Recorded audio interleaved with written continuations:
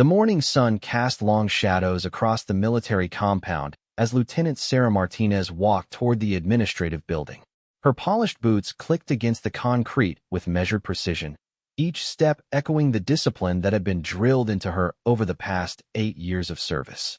At 29, she had earned her rank through dedication, countless hours of training, and an unwavering commitment to justice that sometimes put her at odds with the very institution she served. Sarah had grown up in a small town in Arizona, where her father worked as a mechanic and her mother taught elementary school. They had instilled in her a strong sense of right and wrong, teaching her that standing up for what was correct mattered more than staying comfortable or avoiding conflict.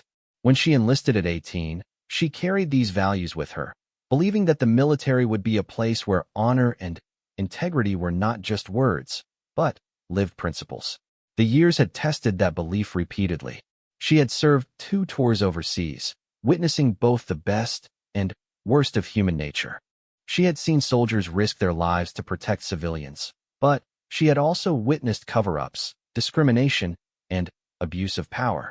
Through it all, she had maintained her moral compass, even when it meant making enemies among those who preferred silence over truth. This particular morning felt different.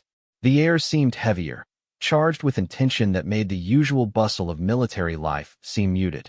Sarah had been summoned to an emergency briefing, though the details remained vague. As she approached the building, she noticed an unusual number of high-ranking officials present. Their cars lined the parking area, black sedans with tinted windows that spoke of important meetings and serious discussions.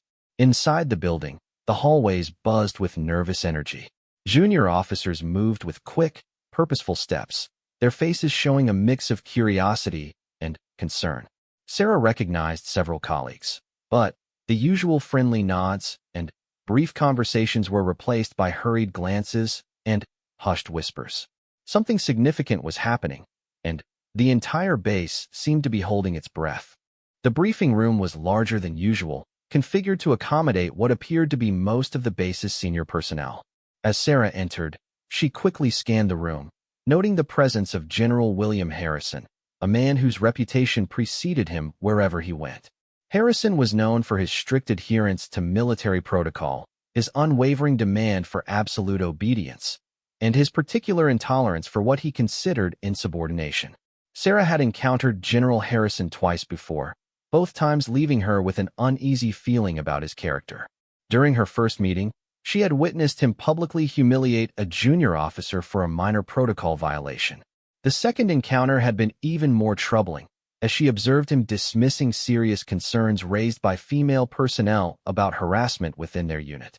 His attitude suggested a man who valued appearance and compliance over genuine leadership and justice. The room gradually filled as officers took their assigned seats. Sarah found herself positioned in the third row, close enough to clearly see and hear everything that would transpire, but far enough back to observe the dynamics among the senior leadership.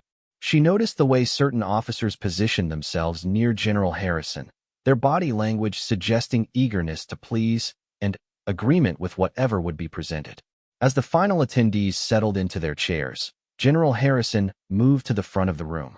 His uniform was immaculate, every decoration and insignia perfectly placed, creating an image of military precision and authority. He carried himself with the bearing of a man accustomed to unquestioned obedience, his gaze sweeping across the assembled officers with the confidence of someone who had never seriously been challenged. The general began his presentation with standard military formality, outlining recent developments that had prompted this emergency gathering. He spoke of new initiatives, policy changes, and operational adjustments that would affect everyone present. His tone was authoritative and decisive, leaving no room for questions or discussion. As he continued, however, the true nature of his announcement began to emerge. What General Harrison was proposing went far beyond routine military adjustments. He was outlining a series of actions that would fundamentally compromise the integrity of their operations and potentially violate both military regulations and basic human rights. His plan involved covering up a serious incident that had occurred during recent operations, falsifying reports to protect certain individuals, and implementing policies that would systematically discriminate against specific groups within their ranks. As the details unfolded, Sarah felt a growing sense of alarm and disgust. The general spoke as if these unethical actions were not only acceptable, but necessary for the good of the military. He presented his plan with the same matter-of-fact tone he might use to discuss routine logistics, seemingly unaware of or unconcerned about the moral implications of what he was proposing. Looking around the room, Sarah was dismayed to see that most of her colleagues appeared to be accepting the general's words without visible objection. Some nodded in agreement, while others maintained carefully neutral expressions that revealed nothing of their true thoughts. The silence that followed each of the general's key points felt heavy with unspoken compliance, as if the entire room had collectively decided that challenging authority was simply not an option. The general continued his presentation, becoming increasingly confident as he interpreted the room's silence as agreement with his proposals. He began to speak more boldly about the need for absolute loyalty and the importance of maintaining unit cohesion through unwavering support for leadership decisions. His words carried clear implications that dissent would not be tolerated and that questioning his authority would be viewed as betrayal of military values. Sarah found herself facing a moment that would define not only her military career, but her character as a human being. Everything she had learned about right and wrong, everything her parents had taught her about standing up for justice, and everything she believed about the true meaning of service to country was being challenged by this moment. She could remain silent, protect her career, and allow these unethical actions to proceed, or she could speak up and face the consequences. The weight of the decision pressed down on her as General Harrison moved toward the conclusion of his briefing. He was clearly expecting the formal acknowledgement and acceptance that typically concluded such presentations. The room seemed to lean forward in anticipation of the standard military response that would seal their collective agreement to his plan. As General Harrison finished his presentation and moved to receive the traditional salute that would formalize the meeting's conclusion, Sarah remained seated. While every other officer in the room began to rise in preparation for the ceremonial ending, she stayed in her chair, her hands folded in her lap, her eyes meeting the general's with steady determination. The general's expression shifted from confident expectation to confusion and then to barely controlled anger as he realized that one person in his audience was refusing to participate in the expected display of respect and agreement. The room fell into an uncomfortable silence as other officers noticed Sarah's defiance, unsure whether to continue with their own actions or wait to see how this unprecedented situation would unfold. General Harrison's face darkened as he stared at Sarah, his military bearing becoming more rigid and intimidating. The silence stretched longer, filled with tension that seemed to affect everyone present.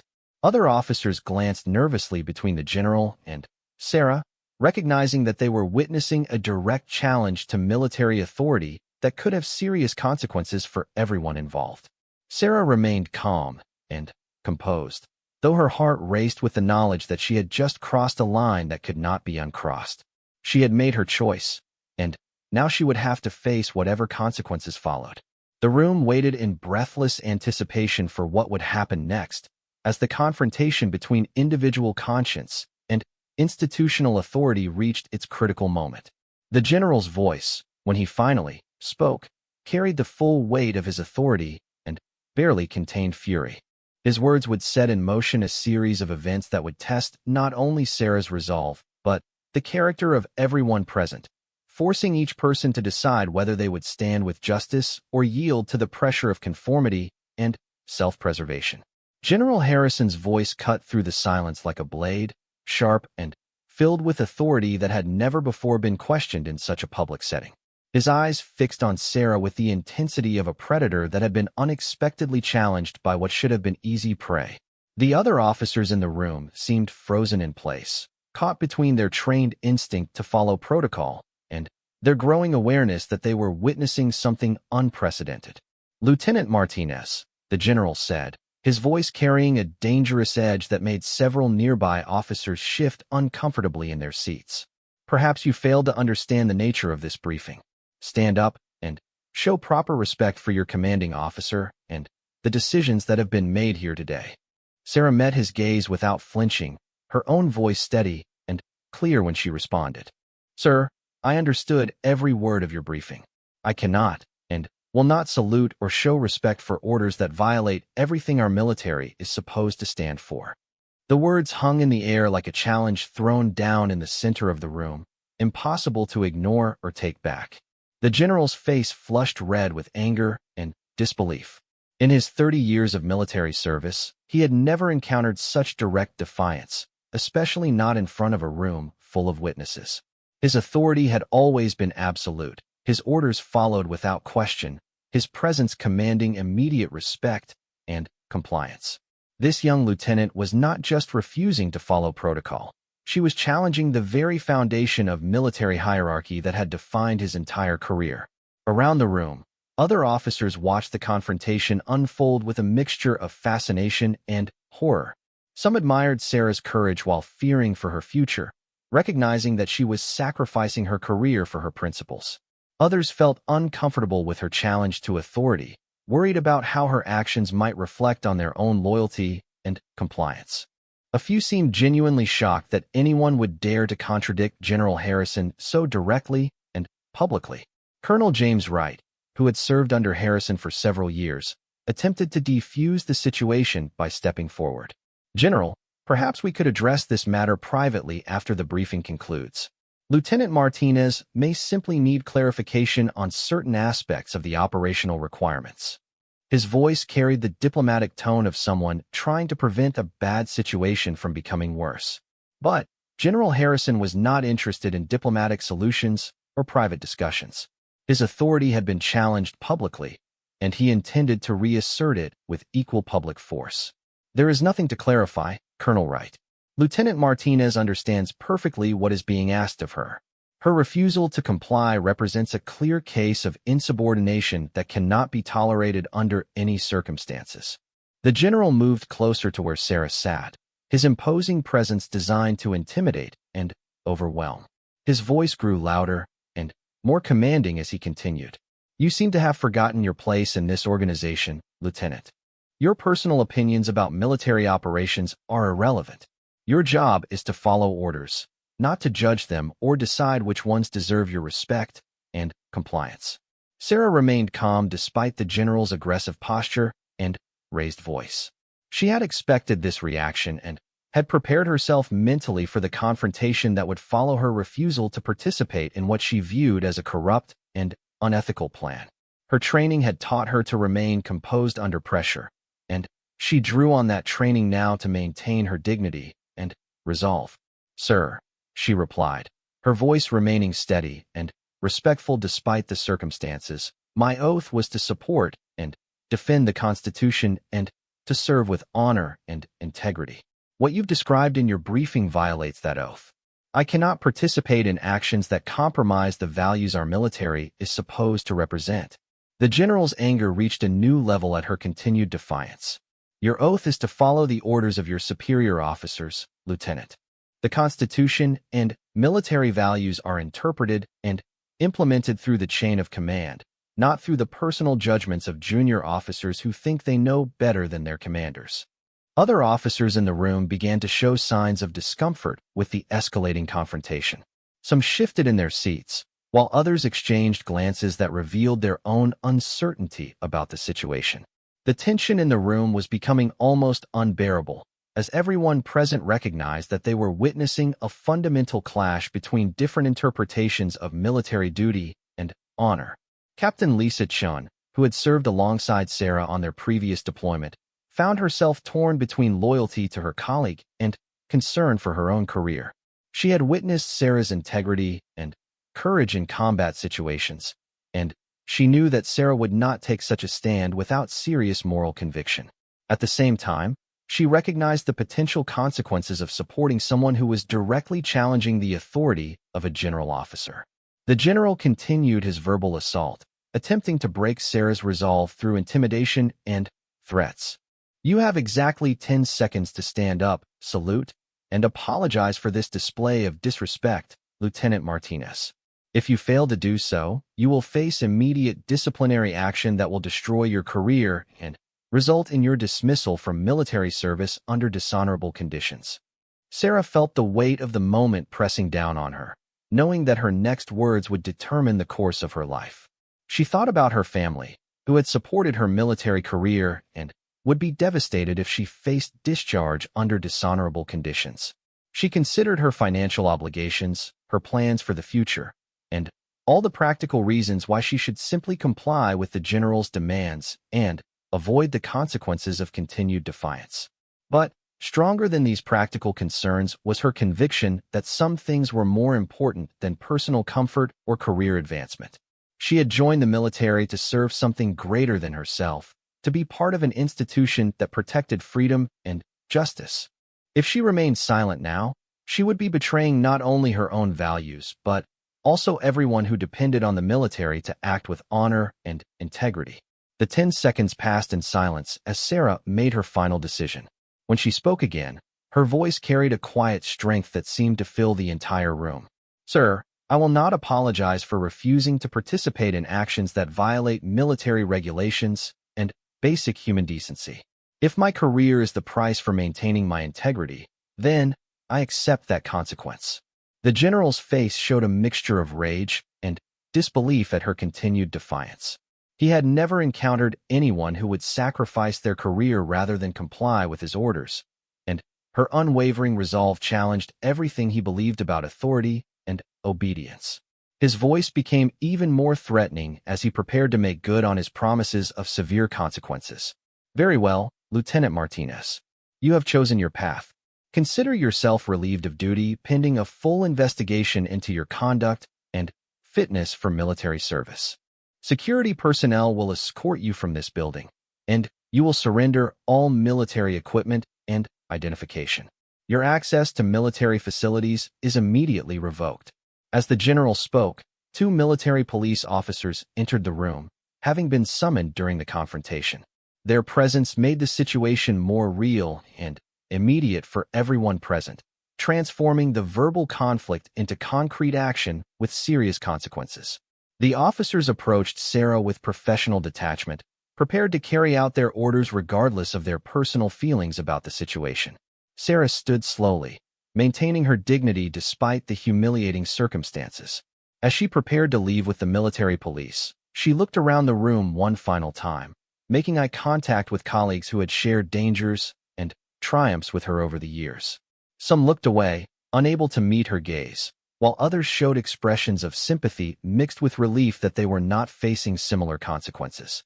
The general watched with satisfaction as the military police prepared to escort Sarah from the room, confident that her removal would serve as a powerful example to anyone else who might consider challenging his authority.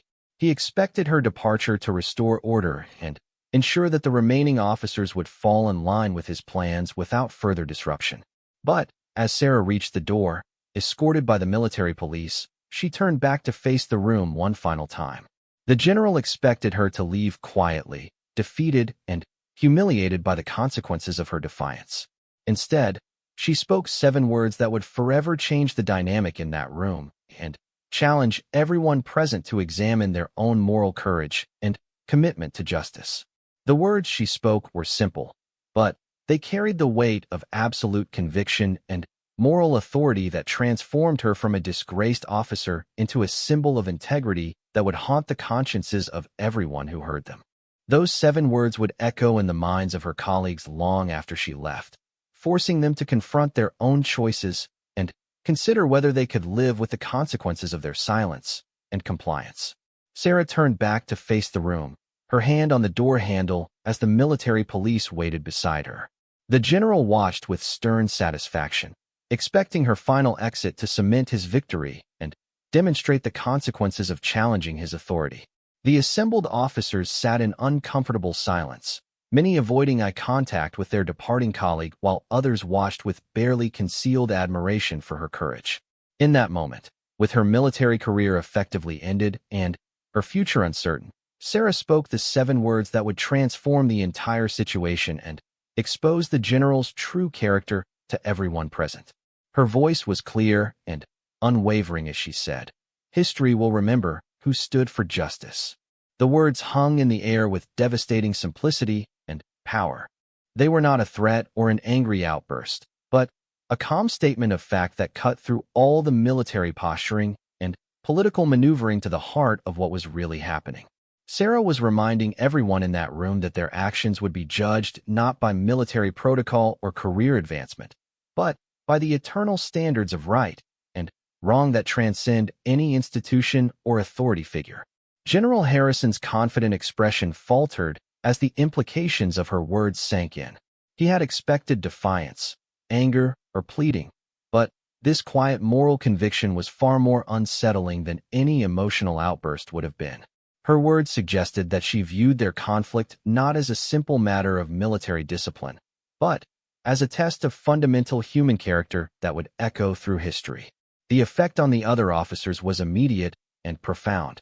Several who had been carefully maintaining neutral expressions now showed visible discomfort, shifting in their seats as they realized that their silence and compliance were also choices that would be remembered and judged. Captain Chin felt tears forming in her eyes as she recognized the truth in Sarah's words and her own failure to support what she knew was right. Colonel Wright, who had attempted to diplomatically defuse the situation earlier, now found himself questioning whether his peacekeeping efforts had been motivated by genuine concern or simple desire to avoid confrontation. Sarah's words forced him to confront the uncomfortable reality that neutrality in the face of injustice was itself a form of complicity. The general attempted to regain control of the situation by dismissing Sarah's statement as the desperate words of a disgraced officer. "Take her away," he commanded the military police, his voice showing strain despite his attempt to project authority. The dramatic pronouncements of someone who has thrown away her career have no place in this briefing room. But the damage was already done. Sarah's words had revealed the moral dimensions of their situation that the general had tried to obscure with talk of military necessity and chain of command. Every person in that room now understood that they were not simply following orders, but making choices that would define their character and legacy. As the military police escorted Sarah from the room, many officers found themselves unable to look away from her departing figure. There was a dignity in her bearing that contrasted sharply with the general's angry bluster, and her calm acceptance of the consequences for her principles made their own compromises seem smaller and more shameful by comparison. The door closed behind Sarah with a soft click that seemed to echo loudly in the suddenly oppressive silence of the briefing room. General Harrison attempted to resume his presentation as if nothing significant had happened, but the atmosphere had changed completely. The officers who remained could not simply return to passive compliance after witnessing such a powerful demonstration of moral courage. Major Robert Stevens, a veteran officer who had served with distinction for 15 years, found himself unable to concentrate on the general's words. Sarah's statement kept replaying in his mind, forcing him to consider what his own legacy would be if he participated in the actions the general was demanding. He had always prided himself on being a good soldier who followed orders without question, but now he wondered whether blind obedience was really the highest form of military virtue. The general continued his briefing, outlining the specific actions that each unit would need to take to implement his plan. His voice carried the same authoritative tone as before, but there was now an underlying tension that betrayed his awareness that something fundamental had shifted in the room. Several officers who had previously nodded in agreement now sat with carefully blank expressions, their body language suggesting internal conflict rather than ready compliance.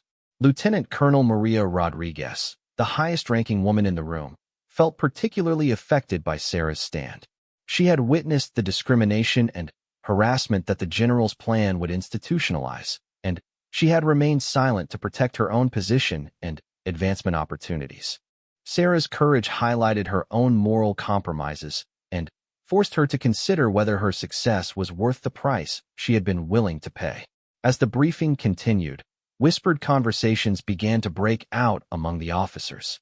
Despite the general's presence and authority, they could not help discussing what they had just witnessed. Some expressed concern for Sarah's future, while others debated the merits of her position. The unity and compliance that the general had counted on were beginning to fracture under the weight of moral questioning that Sarah's words had unleashed. Captain Michael Torres, who had served under fire with Sarah during their deployment overseas, remembered specific instances of her courage and integrity under extreme pressure. He recalled how she had risked her own safety to protect civilians, how she had reported misconduct even when it might have made her unpopular with her peers, and how she had consistently demonstrated the values that the military claimed to represent. Her actions in the briefing room were entirely consistent with the character he had observed in combat situations. The general noticed the growing restlessness in his audience and attempted to reassert control through intimidation. I trust that the example of Lieutenant Martinez has clarified the consequences of failing to support military leadership, he said, his voice carrying a clear threat. Anyone who shares her misguided notions about individual conscience superseding military authority should consider whether they wish to share her fate. But his threats had the opposite effect of what he intended. Instead of frightening the officers into compliance, his words only reinforced the moral stakes of the situation that Sarah had highlighted. Several officers who might have remained silent now began to question whether they could live with themselves if they participated in actions they knew to be wrong. The first sign of open resistance came from an unexpected source. Chaplain David Anderson, whose role typically kept him on the periphery of operational decisions, stood slowly and addressed the general with quiet determination. "Sir, with respect, I cannot provide spiritual support for actions that violate the moral principles our military is sworn to uphold." Lieutenant Martinez was correct to refuse participation in this plan. The general's face reddened with anger at this second act of defiance, but the chaplain's words carried special weight because of his role as the unit's moral and spiritual advisor. His statement gave legitimacy to the concerns that other officers had been harboring privately, transforming individual doubt into shared resistance. Major Stevens found himself standing as well, his voice steady as he spoke. "General Harrison, I request permission to review the legal and ethical implications of these proposed actions before providing my unit's compliance. My soldiers deserve leadership that honors the values they have sworn to defend." One by one, other officers began to voice their own concerns and objections. The unity that the general had expected was dissolving into a chorus of moral questioning that he could not silence through intimidation or threats of disciplinary action. Sarah's example had given others the courage to speak their own consciences, creating a chain reaction that the general had not anticipated. The transformation in the room was remarkable to witness. Officers who had entered as passive recipients of orders were now actively engaging with the moral dimensions of their choices. The authority that General Harrison had taken for granted was being challenged not by a single rebellious individual, but by a growing coalition of people who refused to compromise their integrity for the sake of convenience or career advancement. Colonel Wright, who had initially attempted to smooth over the confrontation, now found himself in the position of having to choose sides clearly. The diplomatic middle ground that he had tried to occupy was no longer tenable, as the situation had evolved into a clear moral conflict that demanded clear moral choices. As the resistance in the room grew, General Harrison realized that his plan was in serious jeopardy. The compliance he had counted on was evaporating in the face of the moral awakening that Sarah's stand had triggered. Her 7 words had accomplished something that hours of argument or debate could never have achieved, forcing everyone present to confront the true nature of their choices and the legacy they would leave behind. The rebellion that had started with Sarah's 7 words continued to spread throughout the briefing room like ripples across still water. General Harrison watched in growing alarm as more officers stood to voice their objections, their courage strengthened by the knowledge that they were not alone in their moral convictions. What had begun as a routine briefing designed to ensure compliance with his unethical plan had transformed into a powerful demonstration of collective conscience. Captain Chun was among those who found her voice, standing with visible emotion as she addressed the general. "Sir, I served alongside Lieutenant Martinez in combat zones where she risked her life to protect others and uphold the values we all swore to defend. I cannot participate in actions that betray those same values now that we are safe at home."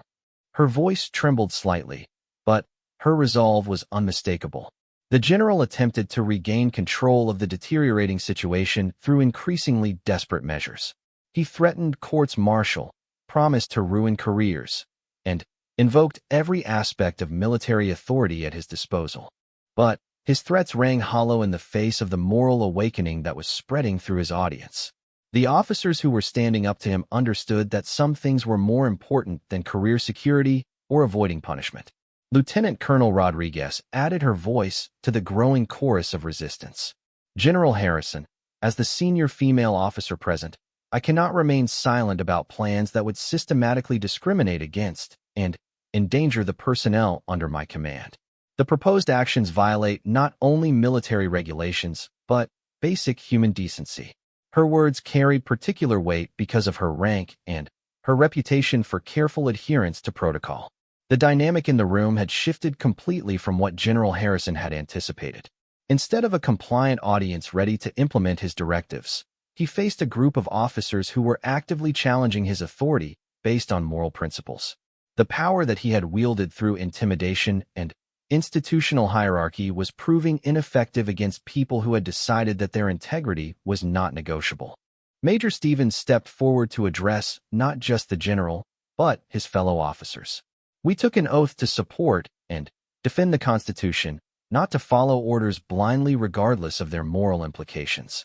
Lieutenant Martinez reminded us of that obligation, and we honor her courage by fulfilling our own duty to conscience and justice. His words helped crystallize the moral framework that was guiding the growing resistance. As more officers joined the rebellion, General Harrison realized that his position was becoming untenable. The authority he had taken for granted was crumbling in the face of unified moral opposition, and his threats of punishment were only strengthening the resolve of those who opposed him. The situation had evolved beyond his ability to control through traditional military discipline. Outside the briefing room, word of the confrontation was beginning to spread throughout the base. Sarah, though escorted from the building, had not been immediately confined or silenced. The military police who had been ordered to remove her found themselves sympathetic to her position, and their handling of the situation reflected their own moral uncertainty about the orders they had been given to follow. News of the standoff reached the base's senior chaplain, who immediately began making inquiries about the situation. Military legal officers, alerted by the unusual circumstances, started reviewing the proposed actions to determine their legality and compliance with military regulations. What General Harrison had hoped to accomplish quietly and without scrutiny was now becoming the subject of widespread attention and investigation. The transformation continued within the briefing room as officer after officer found the courage to speak their conscience. The fear that had initially kept them silent was being replaced by a shared sense of moral purpose that made standing together feel both necessary and possible. They were discovering that collective action in defense of principles was far more powerful than individual compliance with corrupt authority. Chaplain Anderson, whose initial statement had helped legitimize the resistance, continued to provide moral guidance to his colleagues. "We are called to be more than just followers of orders," he said, his voice carrying the weight of spiritual authority. "We are called to be guardians of justice, protectors of the innocent, and servants of higher principles that transcend any earthly command structure." The general made one final attempt to assert his authority, threatening to have the entire group arrested for mutiny and insubordination. But his threats now seemed desperate rather than authoritative, and they only served to highlight the moral courage of those who were willing to face such consequences rather than compromise their principles. Colonel Wright, who had spent much of the confrontation trying to find middle ground, finally made his own choice clear. "General Harrison, I cannot support actions that violate the trust placed in us by the American people and the Constitution we have sworn to defend.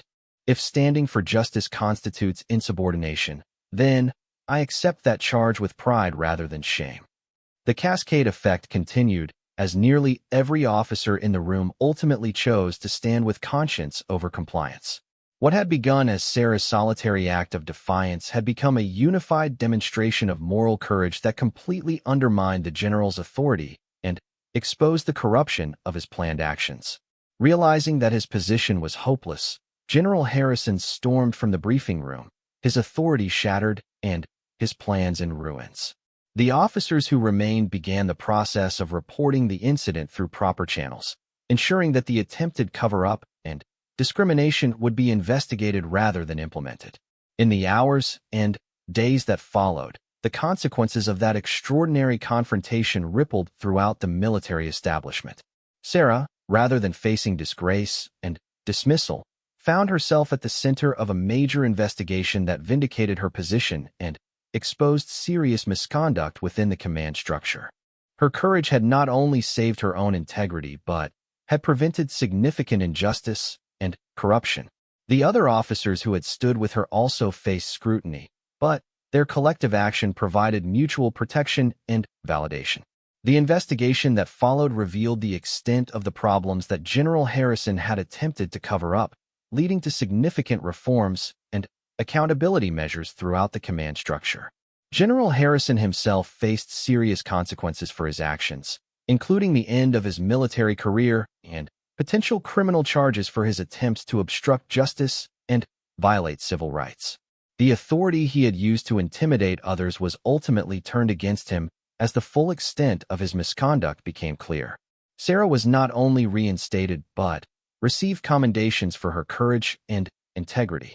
Her example became a powerful case study in military ethics training, demonstrating how individual moral courage could inspire collective action and prevent institutional corruption. The 7 words she had spoken became a rallying cry for others facing similar moral dilemmas. The broader military community took notice of the incident, leading to discussions about the balance between following orders and maintaining moral integrity. Training programs were developed to help officers recognize and respond to situations where blind obedience would compromise their ethical obligations and the values of their institution. Years later, as Sarah continued her military career with distinction, she would often reflect on that pivotal moment when everything could have gone differently. Her decision to refuse the salute and speak those 7 words had required enormous courage, but it had ultimately validated her belief that some principles are worth any sacrifice. Her story became an inspiration to others facing their own moral crossroads, demonstrating that individual conscience, when guided by genuine principles, can triumph over institutional pressure and corrupt authority.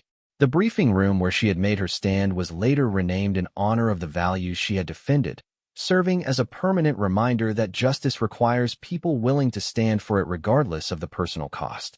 The incident also transformed the lives of the other officers who had found their own courage through her example.